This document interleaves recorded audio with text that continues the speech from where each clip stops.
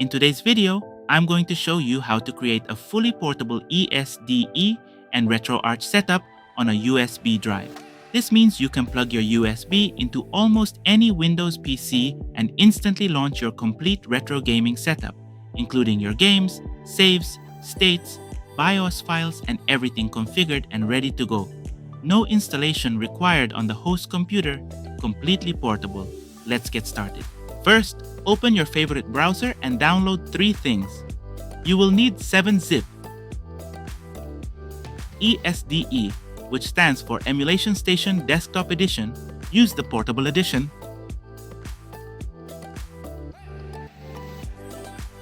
and the 64-bit Windows version of RetroArch. Make sure you download the correct 64-bit version so everything runs properly on modern systems.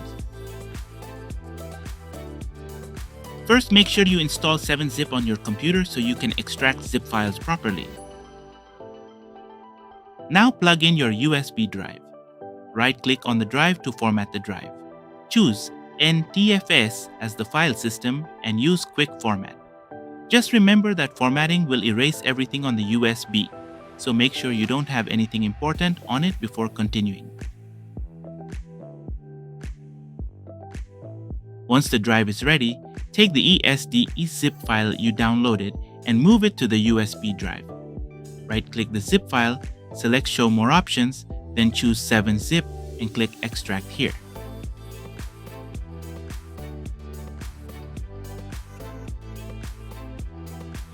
After the extraction is complete and you confirm everything extracted properly, you can safely delete the original ES-DE zip file to keep the drive clean and organized.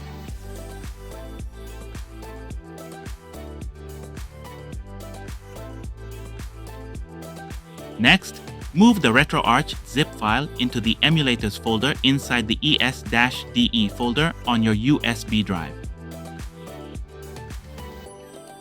Right-click the zip file, select Show More Options, choose 7-zip, and then click Extract here.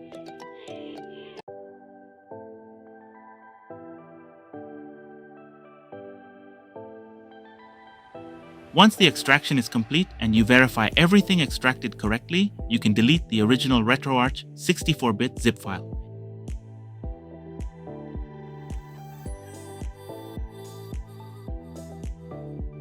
Inside the ES-DE folder, create the following folders: Applications, BIOS, Saves, and States. This folder structure keeps everything organized, clean, and fully portable.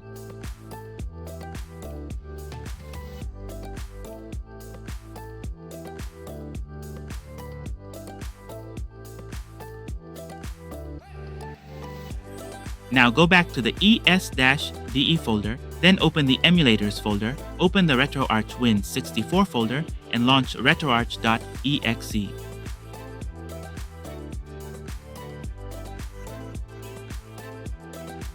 To launch RetroArch in full screen mode, go to Settings, then Video, then Full Screen Mode, and set Full Screen Mode to On.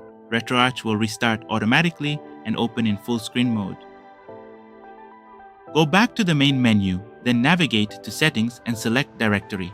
Under Directory, set the System/BIOS directory to the BIOS folder on your USB drive. Then set the Save Files directory to the Saves folder and set the Save States directory to the States folder we created earlier on the USB drive.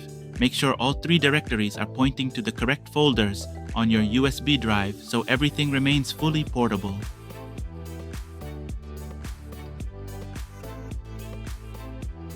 Go back to the main menu, then navigate to the Online Updater, Core Downloader, and download all available cores. They don't take much space or time to download, and this ensures you have compatibility with most systems.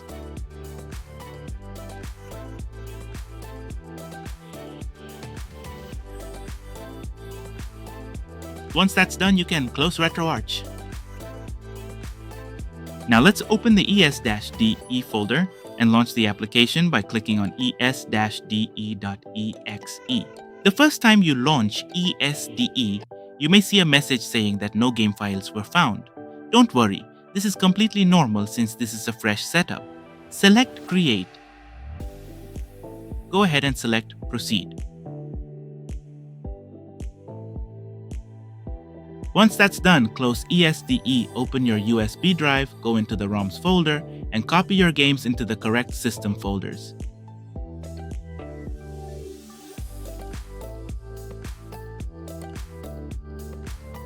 For this tutorial, we are only going to copy the NES and SNES folders. If you have any BIOS files, you can copy those into the BIOS folder on your USB drive.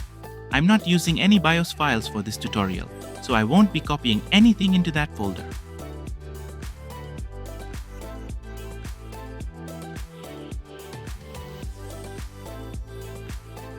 Once you relaunch ES-DE, you will be able to see the games you added.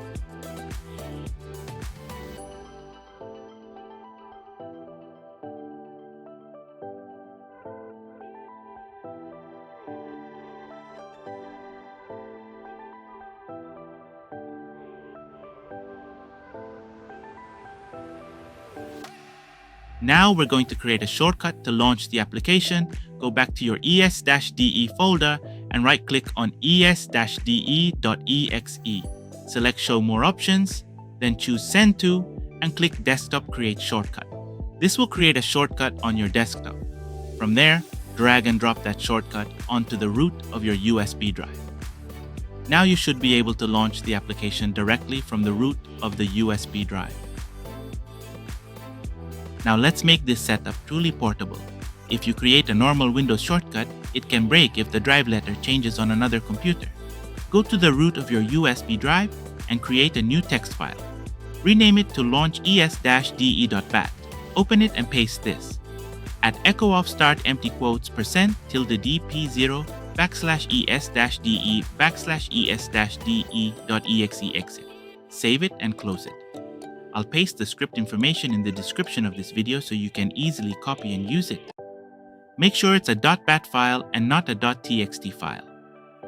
Now when you double-click that file, ES-DE will launch correctly even if the drive letter changes.